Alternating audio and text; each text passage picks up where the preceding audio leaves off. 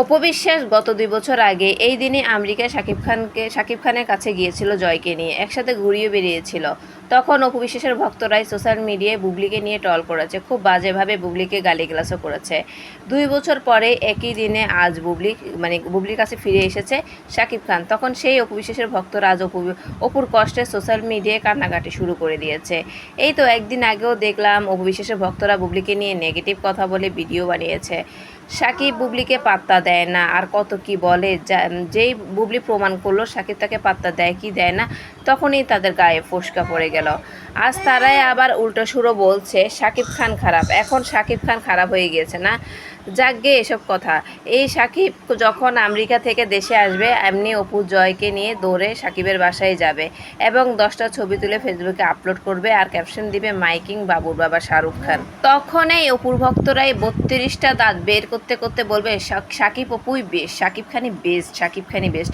অপেক্ষা করেন কিছুদিন, এই প্রাণীগুলোই তখন শাকিবকে সুপারস্টার মেগাস্টার কিং খান বানিয়ে দিবে না।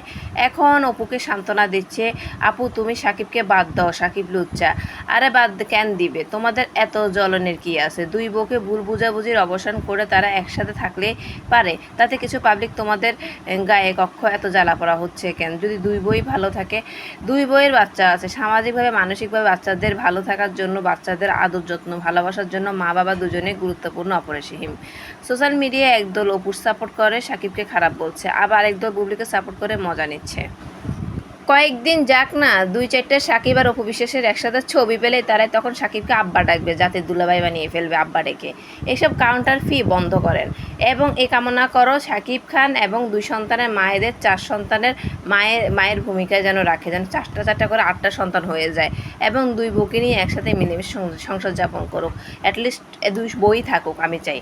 আর কত ছোট্ট একটা জীবন, সব ভুল ত্রুটি ক্ষমা সুন্দর দৃষ্টি সাইডে রেখে 2 বউকে নিয়ে সুখে শান্তিতে থাকুক, এই কামনাই করি।